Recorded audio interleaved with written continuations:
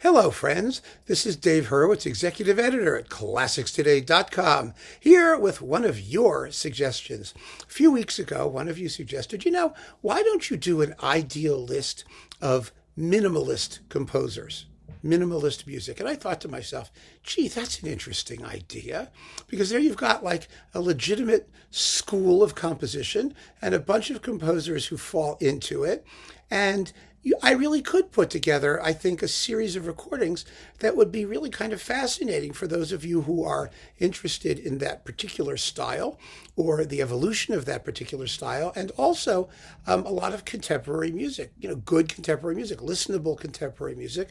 And so I gave it some thought, and I started pulling CDs out, and all of a sudden I had this pile of 18 of them sitting here.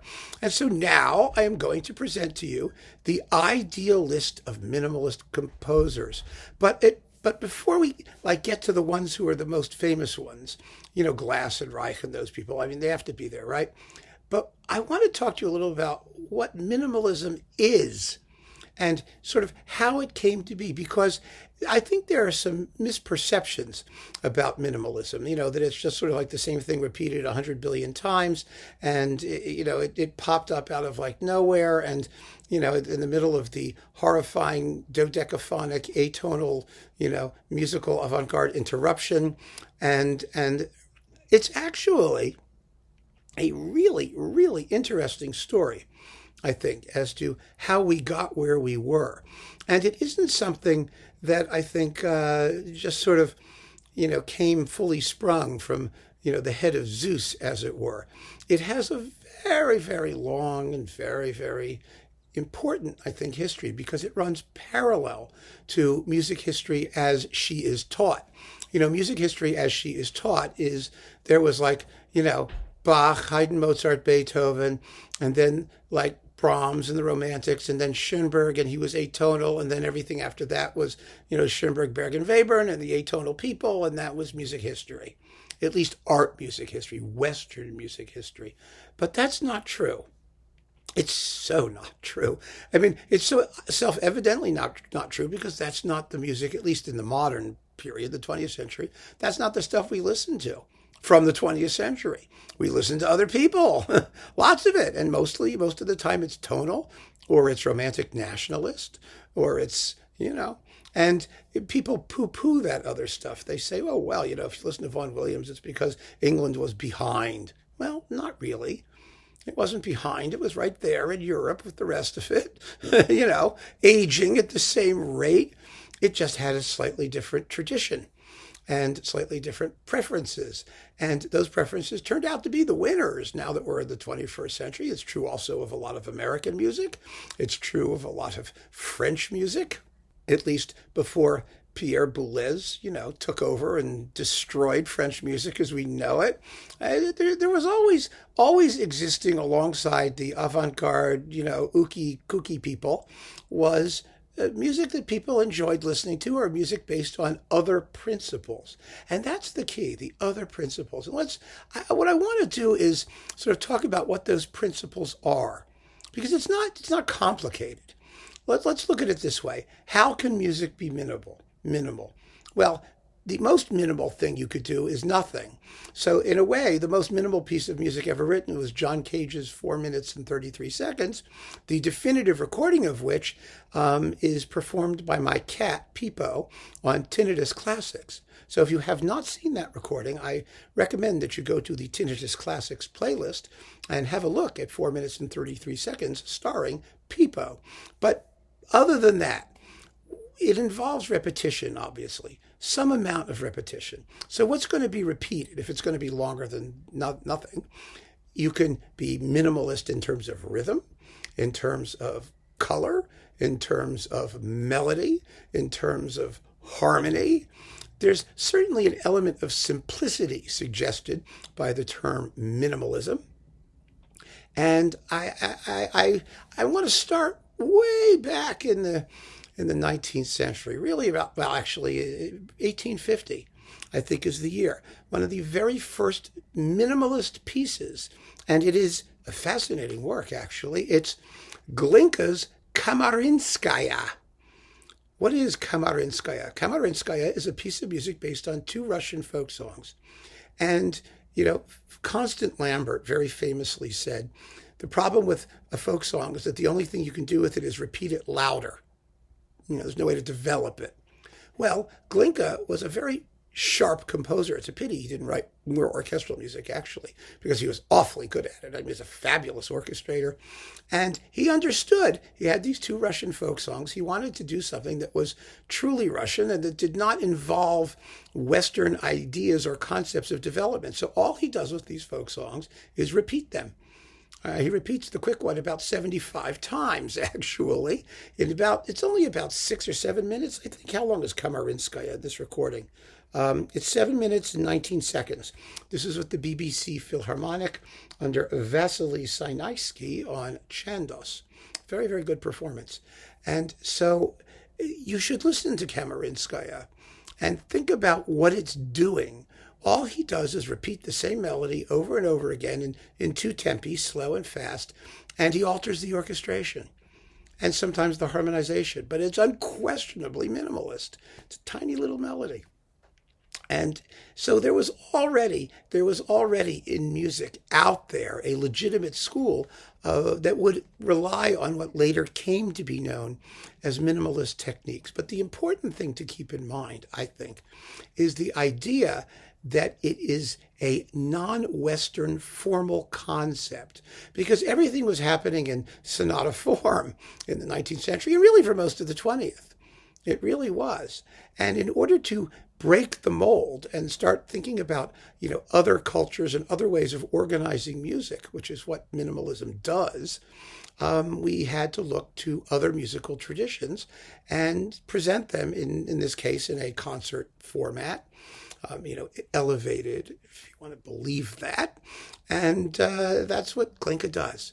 So as one of the earlier versions of something that's minimalist, Kamarinskaya is, I think, a wonderful work. And this is one of a really fine recording of it with Sinaisky and the BBC Phil on Chandos. And I'm going to make a list of all of the composers and works that I'm talking about here. Do not worry. So that I'm not going to put them down here because they blip by. It'll be in the description of the video. So you'll be able to see for yourself what's on the list. And I don't know if I'm going to recommend all the recordings you'll see as I hold them up, but I'm more interested in composers and works at this point, just to get the ideal list of minimalist works that should be in your collection. There aren't any bad performances of these. There really aren't. You don't have to worry about getting one that isn't like the best this or that, especially when everything's minimal. There's not so much you can do that can go wrong. One of the points about this minimalist music is that it's kind of performer-proof. And we'll talk about that as well. So next, let's move up now to about 40 years or so, to about 1890, when we have the first work of true minimalism, also sort of inadvertently. It's Satie's Vexations. Now, you may not ever want to listen to Satie's Vexations. What is Vexations? Vexations is a piano work, we think. It has no orchestration indicated, no instrumentation indicated, but it's written on two staves like a piano thing. And it consists of a bass line, which is harmonized almost entirely in chromatic intervals and tritones, which means it's going to sound very dissonant, practically atonal. It's only a couple bars long. So, the pain doesn't last. And one complete cycle consists of an alternation of, the harmonized version and the simple bass version, then the harmonized version and the simple bass version, and that's it. That's one vexation. And then Satie directs that it be played 840 times. And that is vexatious, if anything ever could be. A complete performance can take anywhere from a day to a day and a half, something like that. The tempo is slow. It's quite the remarkable piece. Satie never published it. He never heard it. He never performed it, as far as we know. He may not have ever intended that anyone perform it. He may not have thought anybody could perform it. In fact, it could only be performed after the minimalist revolution took over, and we were used to sitting through these hours-long extravaganzas, spinning tiny little things out to extraordinary lengths. And Then this started to get performed. Now, this recording is on a label that I can't even see what it is, but it features Alan Marks piano, and he doesn't do the whole thing. He does, let me see, a complete performance lasts for anything between, like 14 and 23 hours. It was first performed by John Cage and a whole bunch of pianists, not surprisingly. This features 40 repetitions, or 46 or something like that. I can't even read this. 40 repetitions, let's just say, because you're supposed to hear it 840 times. So if you play this, 40 times what is 800? Right? It's something like that, right? 40 times 20 is 821. So do this, play it 21 times in a row, and you've got the complete Vexations, you lucky devil, by Satie. But it is unquestionably a minimalist work. What is minimal about it? Well, it's short. It is the same thing repeated over and over again endlessly. And, it doesn't get much more minimal than that, does it? So there you go. Vexations.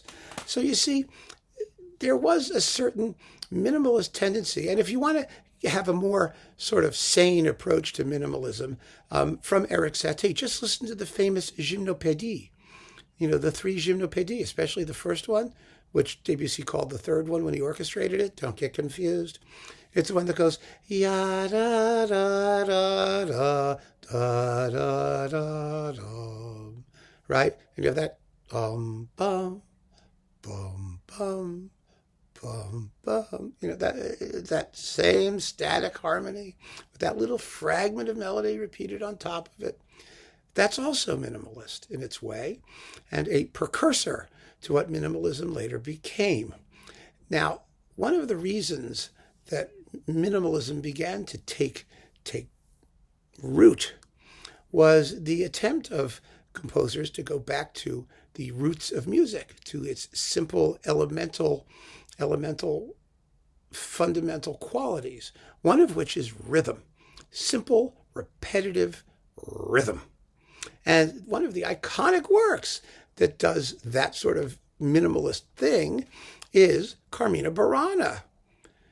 Most people don't think of Carmina Burana as minimalist. Most people either like it or call it stupid, but it happens to be quite marvelous. Now, it has tunes, actual tunes, and it has a lot of numbers, and the tunes are all different. So in aggregate, you don't really think of it as minimalist. But if you look at the numbers individually, they really are, because they're based on rhythmic ostinatos, that is the repeated rhythmic cell, and simple verse and refrain forms. So the actual texts are simply repeated with the same music over and over again. That is a minimalist concept, without any doubt. And, Orff was influenced by both early Greek music, or what we knew of it, but also music of the Far East, which turned out to be extremely important. Javanese music, gamelan music, which we will be talking about. That was one of the principal inspirations for minimalist music. And at the same time, this is very important, at the same time that Karl Orff was doing Carmina Burana, and this one is Herbert Kegel with the Leipzig Radio Symphony, which is fabulous, unbelievably well sung by the combined radio choirs of Leipzig and Berlin. It's amazing. Just amazing. Probably the best sung performance out there, although the orchestra is not as, powerfully, rhythmically percussive as in some other performances. But at the same time, almost the same year, I think a couple years before, that Orff was doing Carmina Burana, Colin McPhee had come back from Indonesia, and he did a piece called Tabuh-Tabuhan. Here it is, Tabuh-Tabuhan. You can look at the list. It's an amazing piece. It's subtitled Toccata for Orchestra. It's for two pianos and orchestra and mallet instruments. And McPhee is a fascinating character. He was a severe alcoholic. He had some real issues in his life. He was a tormented gay guy also, supposedly, and he didn't live all that long. He died, let me see, what were his years? 1900 to 1964. But he was Canadian, and he studied Indonesian music, Balinese music particularly. He wrote the initial Western studies, thorough studies of gamelan music and all of that fabulous, wonderful percussion music that they have down there, and which is based on the repetition of specific rhythmic cells under simple harmonic patterns. And that is, how that music operates to a certain degree. And what he discovered when he got home and wrote his own music is that he was so immersed in Indonesian music that all of it came out that way. And his masterpiece is this. It was recorded a bunch of times. It was on Mercury Living Presence. Howard Hansen did it. And there have been about, 5 or 6 other versions of it. This is the BBC Symphony with Leonard Slatkin. And it also contains Benjamin Britten's suite from his ballet, The Prince of the Pagodas. Britten and McPhee were friends. McPhee influenced Britten quite substantially in his adoption of Balinese music, which he incorporated into a larger harmonic and melodic and formal framework. McPhee is sort of the pure, real deal. And so you really should hear this, Tabuh-Tabuhan, as one of the earliest elements of what became minimalist music. And at that point, in the 1930s, 1920s and 30s, McPhee was a member of the musical avant-garde, along with Henry Cowell and John Cage and others of that ilk. And there was, in the United States particularly, he wound up teaching at University of California, actually in his last years, where he founded the Department of Ethnomusicology there, or one of the departments of it. He was a real scholar. But the thing about it is that in American classical music, and one of the reasons that minimalism sort of took root in the United States first was because minimalism, the school, that is, not necessarily the concept, it was because there was a West Coast tradition in American music. And the West Coast tradition was people like Cage and to a certain degree Alan Hovhaness, even though he was born in Massachusetts, and composers who went out there and they were influenced by Asian musical elements. Henry Cowell was definitely one of those, but the most, I think, best known and one of the greatest of them was Lou Harrison, who was also a protege of Henry Cowell and also McPhee and these people, and John Cage. And Lou Harrison constructed actual, what he called an American gamelan, based on all kinds of, brake drums and compressed air cylinders and metallic percussion that he and his partner, William Colvig, put together. And it's really amazing, the music that they composed, based entirely on non-Western harmonic procedures and on Eastern repetitive melodic and rhythmic forms. And this is a wonderful disc. It's on New World, and it's called Lou Harrison Chamber and Gamelan Works. So it's a little bit of both. And you can hear both the pure gamelan stuff and the intermingling of East and West in this music. That's quite splendid. And it is minimalist in the way that it's set up. You don't hear development sections. You don't hear sort of progressive harmonic movement. You just have simple repetition and very simple forms, alternating blocks of sound. And you have here his concerto in Slendro. Slendro is one of the gamelan tunings that you can adopt for gamelan and violin, and also American orchestra percussion and celesta. Oh, it's enchanting. It's delightful. And it's very short. It's 9 minutes long and 3 movements. And then you've got a couple other pieces here. It's just string quartet set from 1976, which is quite lovely. His suite for percussion, which is also quite marvelous. And then you've got Threnody for Carlos Chavéz from 1979, which is written for violin and a gamelan, an actual gamelan. And you've got some other things, something here called Main Bersama Sama from 1978, which is also scored for gamelan and French horn, and wonderful pieces, mixing East and West. And by listening to this gamelan music, you will acquire a very firm grounding in the kind of thing that the minimalist composers were going to do. So with Lou Harrison, we come to the end of our sort of minimalist prehistory. and we get to the movement itself, which took root in the United States in the 1960s, in the early 60s, at the height of the dodecaphonic 12-tone horrible, academic serialist nightmare, which fortunately is over. It wasn't entirely a nightmare. There was very, very good composers writing in that style, and we've talked about some of them. So, in our Tough Symphonist series. But, basically it was a lot of unpleasantness. There really was. And the European avant-garde was getting less and less and less listenable. And all of a sudden in the U.S., there was this sort of back to basics movement, which was influenced by this combination of factors. And that combination of factors is ethnic music, romantic nationalist music, but true folk music, not the duded up, prettified, westernized folk music, but the real deal, the simple melodies, simple harmonies, different tuning systems, that kind of stuff, the actual thing. And then Eastern music, which was extremely important. And finally, and just as importantly, was the emancipation of rhythm. The importance of rhythm as a principle all on its own, which was being pursued by Stravinsky in The Rite of Spring and other pieces, of course. But the minimalists really took it to the next step, because the constant pulse or rhythm in their pieces, and so many of their pieces, is a very, very noteworthy feature of what they were doing. It's not interesting rhythm. They're not like Messiaen's Hindu rhythms or complex rhythms. It's just the opposite. Simple rhythms, like pop music. And of course, pop music was one of the biggest influences on minimalism. Rock music, the idea of having, a drum kit, somebody doing the beat, a beat that was always perceptible. And one of the very, very first and most famous and iconic pieces of minimalist music was Terry Riley in C. Boy, is this minimalist. Oh, it's so minimalist. This is a really fun performance of it. This is on Da Capo. It's wonderful. It's with Ars Nova Copenhagen and the Percorama Percussion Ensemble under Paul Hillier of the Hilliard Ensemble.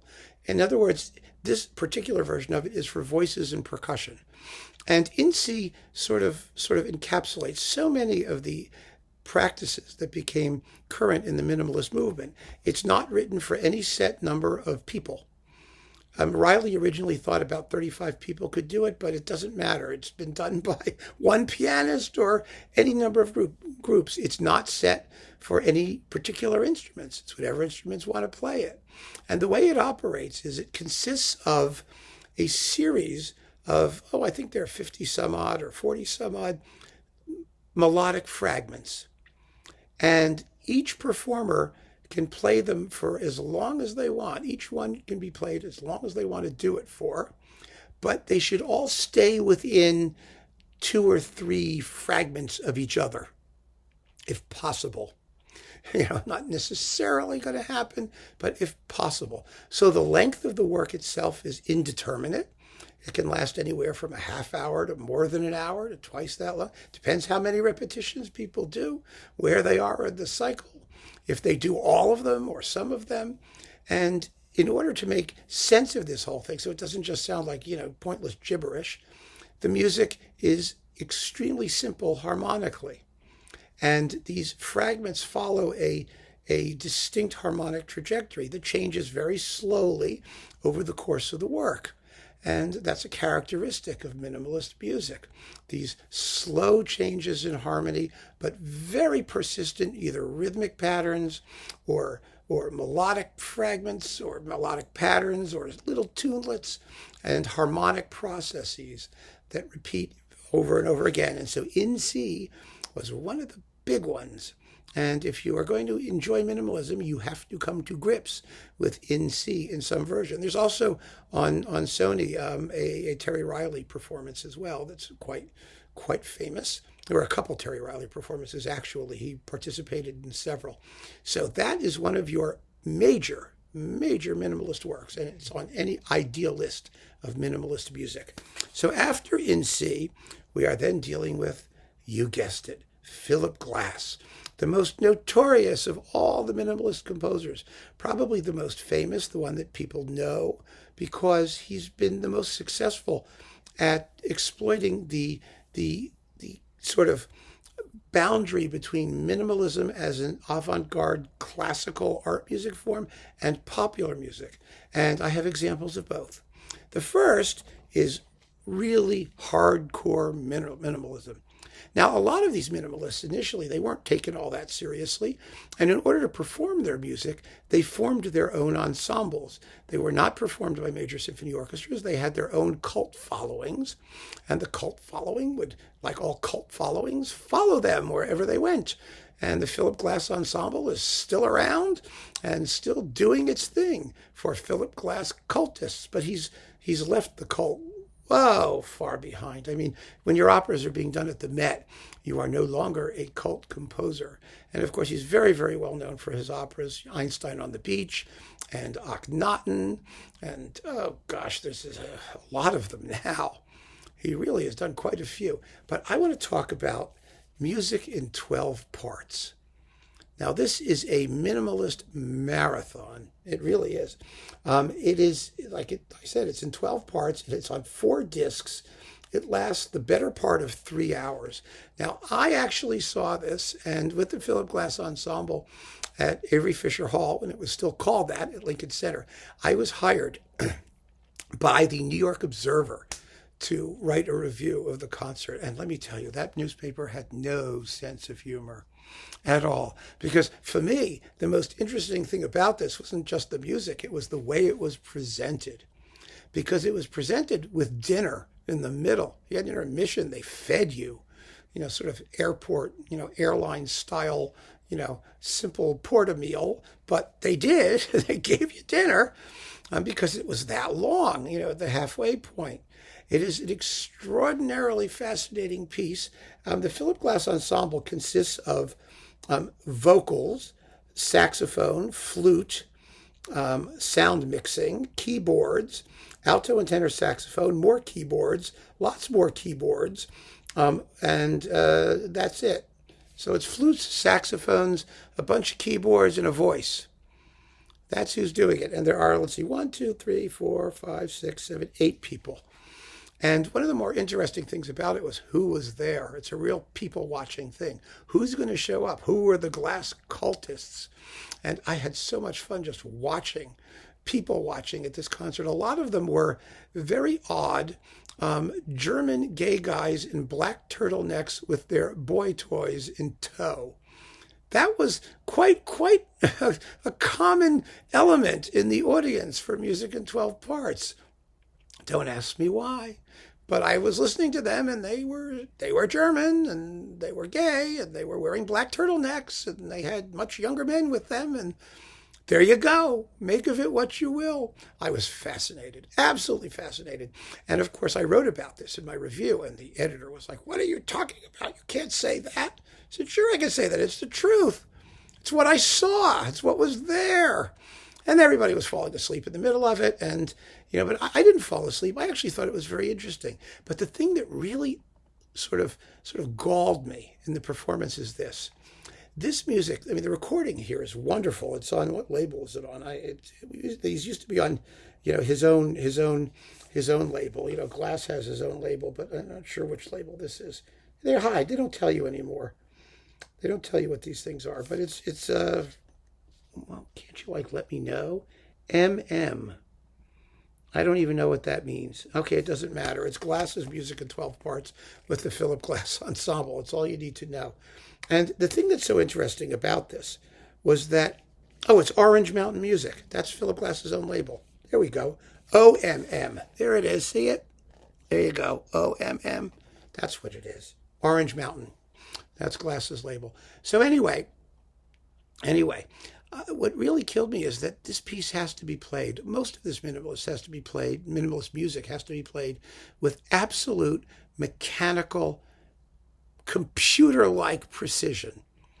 And that's not how it works in real life. in real life, it's people, and they're supposed to be doing this for 3 hours, and they're repeating things endlessly. And sometimes they have to stop and take a breath. Sometimes, the ensemble gets a little shaky. Ooh, it drove me crazy. It drove me crazy. It was like, the corps de ballet comes out, one of those ballets, you see all these identical dressed women in tutus, and there's always one or two that aren't quite in sync with the rest, and those are the ones you focus on, and you just go, ah! You want to see absolute precision in this kind of music, because that's what it's based on. It's based on simple harmonic patterns that are repeated in a kaleidoscopic kind of series of interlocking fragments, which are quite fabulous to listen to, but only if there's no break. And that's why, frankly, I much prefer to hear these things on recordings than ever to see them live. And that's another function, I think, of the minimalist aesthetic, which is that it is almost designed for electronic media quite often. Does it work live? Well, it can. It depends on who the composer is and how they wrote. Some of the later developments, of course, yes, they're standard concert works. But these original, heavy-duty, incredibly long things, very, very difficult to actually perform them live with the necessary accuracy. So, Glass's music in 12 parts is important, but as I said, Glass successfully walked the fine line between popular music and classical music, and he did it initially, not so much in his operas, but in his film scores, of which Koyaanisquatsi, Life Out of Balance, is the most famous. It's an absolutely beautiful movie, a documentary more than anything else, with Philip Glass's music, and this sold billions and billions and billions of copies. And it has a car. It looks like the opening of Key and Peele, with the car going. But here it is, Koyaanisquatsi, and it's the Philip Glass Ensemble, and it's really marvelous. It's a beautiful, beautiful film score. And it really put minimalism on the map as a viable musical medium all by itself. But here it is, Koyaanisquatsi, and if you're going to start doing minimalism, you have to have one of Philip Glass's soundtracks, for sure. You have to. He's a very fine film composer, and the music is beautiful, along with the images, and apart from them, works quite well. It's beautiful to listen to. So along with Philip Glass and Terry Riley, the third of the great initial minimalist people was Steve Reich, who's often regarded as the greatest of them all. In some ways, he was the most pure of all the minimalists, at least in his earlier work, and he's stayed with the aesthetic possibly more successfully than anyone else, and made it into something intensely expressive and meaningful, while at the same time keeping it what it is. Using the approach of minimalist music, that is the idea of a steady rhythmic pulse and the interleaving of these melodic fragments and rhythmic ostinatos, and also the use of tape and electronic sounds as part of the composition. He's done all of that. He's done it all superbly well. Now, this is a wonderful ECM set of, 3 discs of recordings that he made for that label, and it really gives you in a capsule view, the ultimate Steve Reich minimalist experience. You get music for 18 musicians, which is just a tremendous work, and music for a large ensemble, the violin phase, the octet, and finally his choral work, Tehillim, or Psalms, which is really one of the great choral works of the 20th century. An enormously moving and incredibly beautiful experience. And it's all on ECM, and I don't need to talk much more about it. Reich is critical. At a minimum, you should get music for 18 musicians. That's another one of the iconic minimalist pieces. It's right up there with Terry Riley's In C. And so you really need to have it. But the ECM recordings, it's inexpensive, and it's just so easy to get. So you might as well go for it and have a good time. Now, in addition to the 3 big American guys, there were a lot of other composers in the 60s who started being influenced by them and their music, and some of that influence actually seeped back into Europe. And one of the most interesting for me is the Dutch composer Simeon ten Holt, who wrote this enormous, he wrote a lot of keyboard music principally, and it's been recorded for the most part by Jeroen van Veen, the Dutch pianist who's quite marvelous. And one of his most famous piece, he lived, by the way, from, from 1923 to 2012. And his most famous piece is Canto Ostinato, which is quite similar to In C in the sense that it contains a series of ostinato or rhythmic fragments which can be repeated endlessly.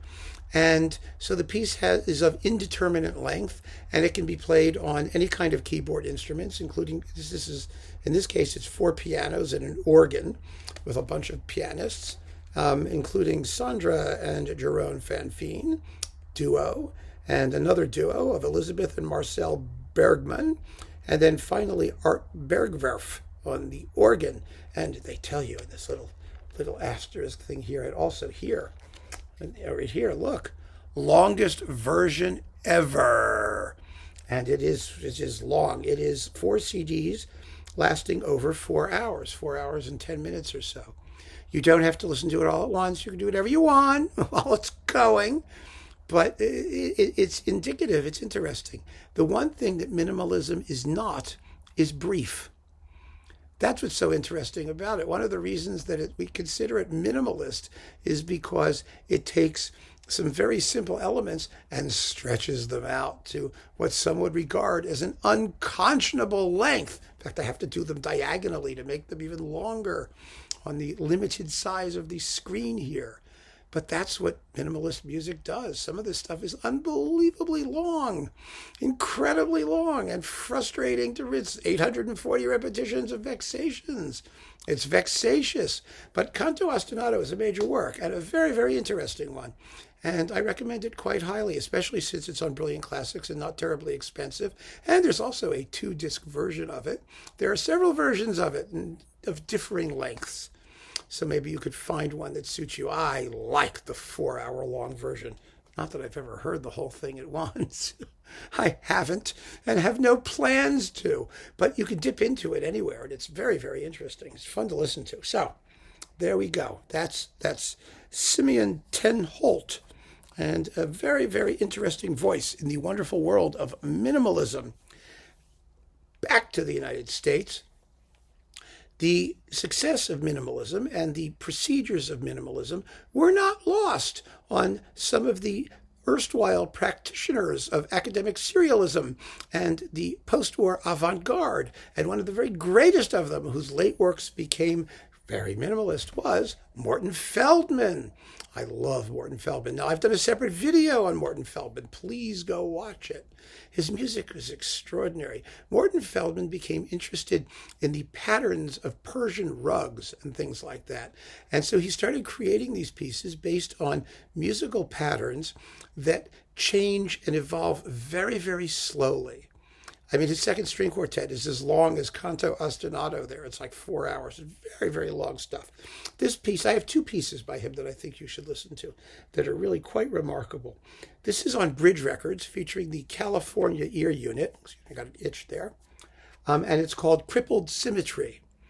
You know, Feldman's works are called what they are, basically. And Crippled Symmetry does what it does. It's almost symmetrical, but not quite. One of the things that's so interesting about Feldman is that he's one of the few atonal composers whose music could not be tonal. In other words, the style demands that it be atonal because the purpose of the aesthetic is to focus your attention on the pattern and just the pattern and the slowly evolving changes in the pattern. And if you were to write tunes or consonant harmony, the pattern is not what we would be listening to.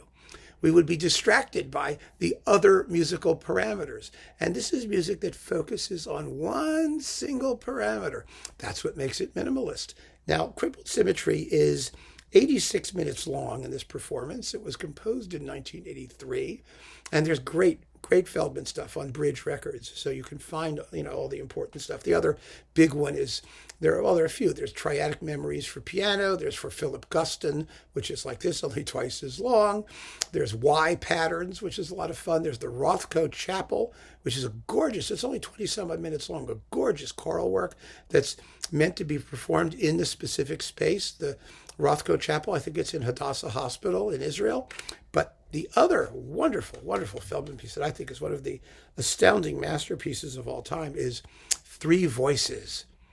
This is amazing. Three Voices for Joan LaBarbera, who is an avant-garde music specialist, and other singers have done this too. It is only written for a singer and 2 taped versions of herself. So she's live and she's previously taped 2 other things, and it's an actual vocal work. It sets a text. And one of the fascinating things about minimalist music with voices, including Tehillim and other things like that, is that the minimalist aesthetic is not vocal by nature. I mean, it's not melodic. It's not traditionally expressive emotionally. The works, especially the big ones, are objects. They are musical objects. They're like a mobile that slowly changes as you walk around it and see the different shapes, or a sculpture or something like that. They have other analogs than that of the expression of human emotion. So it's extremely interesting to hear what happens when an actual text is involved, as it is here, and as it also is in Rothko Chapel and some other works of Feldman. So I love this piece. It is mostly, Feldman's music is mostly made to be played very quietly, and you just let it wash over you. But all of a sudden, you begin to hear words, and you realize it has meaning. And it's extraordinary, an extraordinary piece, very difficult to perform. It has to be done with absolute perfect pitch and perfect rhythmic synchronization. It's not a picnic, but it's a great, great work, one of the 20th century classics and one of the greatest achievements in the minimalist aesthetic. So Three Voices. This recording is on New Albion Records.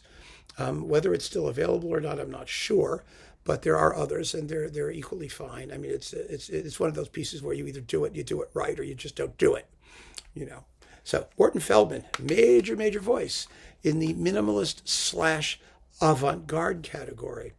Now, another one who was influenced also by the American minimalists, and who also got along with all of those people, and was a little bit before the formal school of minimalism took off, was the Italian composer Giacinto Scelsi. Scelsi, that's him. Scelsi. And Scelsi's minimalism was of a very, very personal kind. This is a 3-disc thing of all of his orchestral music for choir and symphony orchestra, featuring the Krakow Radio and Television Orchestra under Jörg Wittenbach. It's on the Accord label, and this is still around. This you can find probably. But the cool thing about this, and the piece that really sort of took off for Scelsi, was 4 pieces for orchestra. The punchline on that is 4 pieces for orchestra on 1 note. Scelsi's brand of minimalism was based on simply taking a single note, 1 tone, and varying it with microtones and strange timbres and coloring it in different ways, but it's 1 note. He was a little bit crazy. I mean, he had several nervous breakdowns, and he sort of came out of it and achieved his mature style by sitting on a piano and playing 1 note over and over again for like days on end. He was a bit of a whack job, but his music's fascinating. It really is. Most of it is based on Sanskrit, Hindu, the Far East again, that sort of Zen Buddhist. They have names like Anahit and Uaksuktum and Herqualia and Hymnos and Chukrum and Conks Pax. That thing, transcendental meditation. And then there's Pfat and Ion, and it's quite spacey. But it is unquestionably an aspect of the minimalist aesthetic, and it's entirely personal to this composer. to Scelsi. And he also wrote some string quartets and string music. He wrote a lot of music, actually. Not all of it has been recorded. There's a lot that's still out there because he had three distinct periods, compositional periods. But the minimalist late period is the fun stuff. It really is.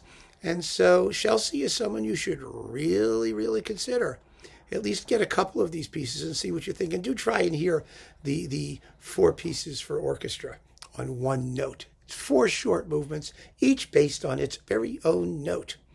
And that's really rather cool. You wouldn't think so, but the sounds he makes are so extraordinary.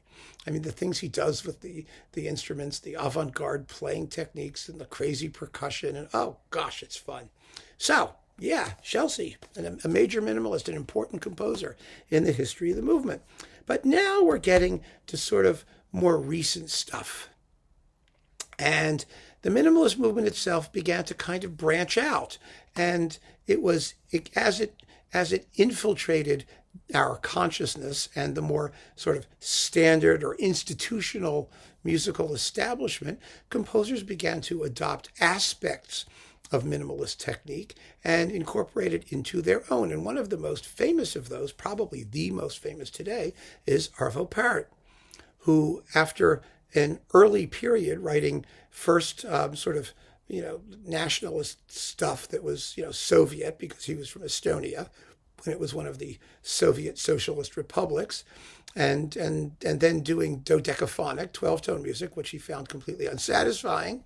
He evolved his own style of minimalism, which he called tintinnabuli, because it somehow resembled the sound of bells in his mind.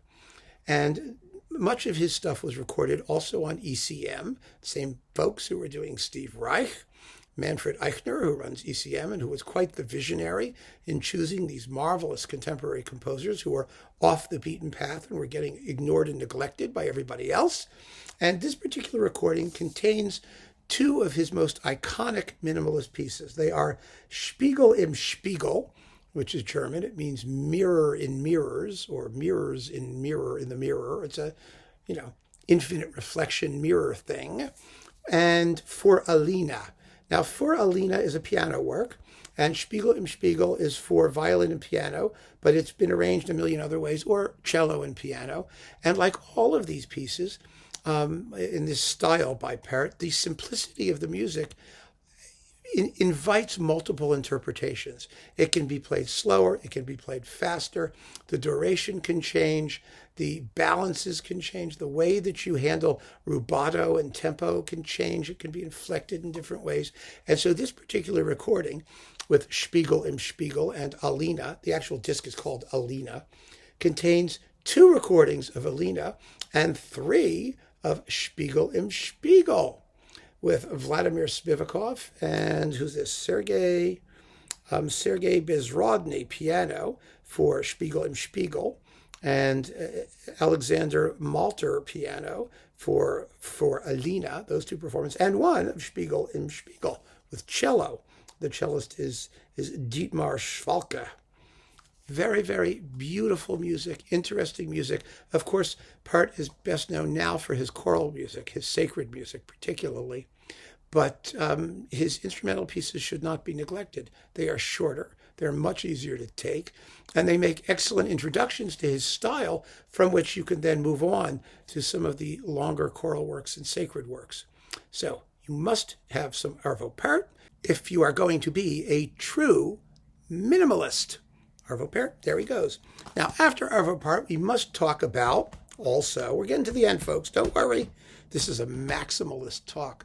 Actually, it's a minimalist talk because it's very long. So there you go. John Adams. Yes, of course, John Adams. Now, John Adams began life as a sort of hardcore minimalist in works such as this, Shaker Loops. That's the iconic minimalist John Adams. It's a wonderful piece in 4 separate movements. It's from 1978. And this also contains Short Ride in a Fast Machine, which is just a lot of fun, and quite a bit later, and The Wound Dresser for baritone and orchestra, and the Berceuse Elegiaque from 1991. You can hear how his style has evolved from the minimalist basis, which you can still hear, which he still employs, to something that uses a much wider range of reference. And that is also the case in Harmonielehre, which is basically a three-movement symphony that, for various postmodern reasons, he will not call a symphony. But that's what it is. I mean, who are we kidding? And it has three parts, and two of them have names, and the names don't help at all. The Anfortas Wound and Meister Eckhart and Quacky is the third part. But this is the San Francisco Symphony with Ada DeVart on Nonsuch, and this particular Naxos disc is with the Bournemouth Symphony Orchestra, Marin Alsop, and Nathan Gunn in The Wound Dresser. And these are the works you really need to hear by John Adams to understand his relationship to minimalism. After that, he began to go off on his own path and evolve his own style, which is rather more complex. But I particularly enjoy Shaker Loops, which is just beautiful, and Harmonielehre in this original recording, which is famous, and justly so. It's a great orchestral work. I saw it live with the Cleveland Orchestra under Franz Welser Most, and it was marvelous. Absolutely marvelous. A beautiful, beautiful work. So Adams is a major voice today. He's one of the great living composers. And minimalism is where he got his start. Now, I only have two more things to talk about. And this is another aspect of where the minimalist aesthetic has gotten us. And that's what you might call gigantic, static, tone poem, sculpture object things. And one of the great composers in that area is another John Adams, but not this one, John Luther Adams. Now, John Luther Adams got famous writing sort of landscape pieces from Alaska, and this is like the best of them. It's called In the White Silence. It's gorgeous. It's fabulous. It's 75 minutes. It's from 1998. Now he lives in New Jersey. So I have no idea what he's going to be doing next. A piece called Paramus Mall, maybe, or something like that. It will probably sound quite different from In the White Silence. His latest pieces have been called Becoming something or other, like Becoming Ocean and Becoming Desert and Becoming something.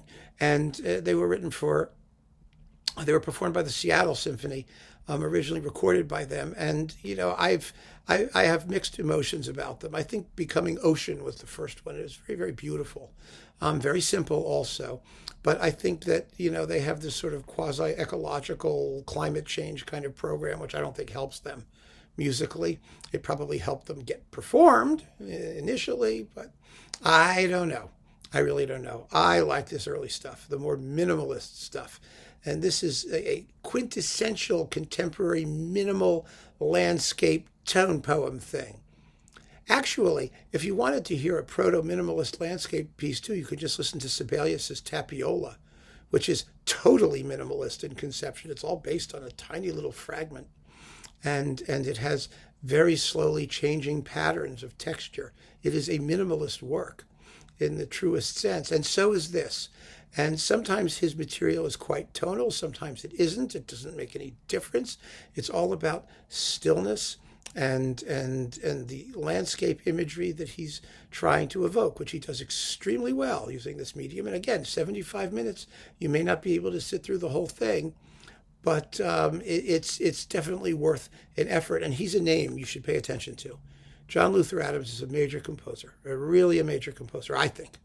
And I really enjoy his music. And the minimalist idiom is alive and well in his music, as it also is in this guy.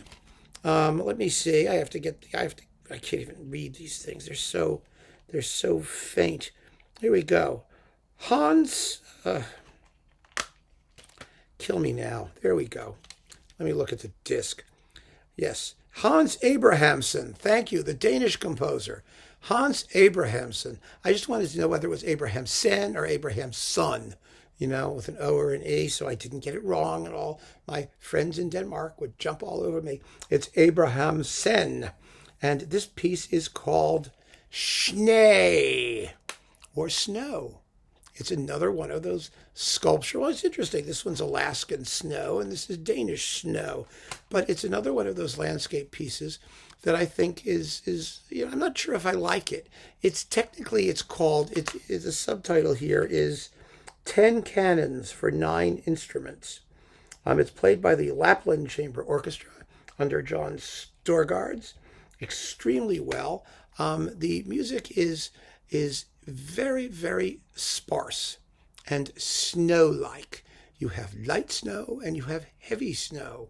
Most of it is quite stately. Some of it moves more quickly. There are a couple interludes between the 10 cannons, but this is also a clear outgrowth of minimalism. It's on the Da Capo label. I know it looks like nothing. Look, there's the snow. See? Snowflakes. There you go. Snow. And it just goes to show, because this is a pretty recent composition. It was composed in 2008.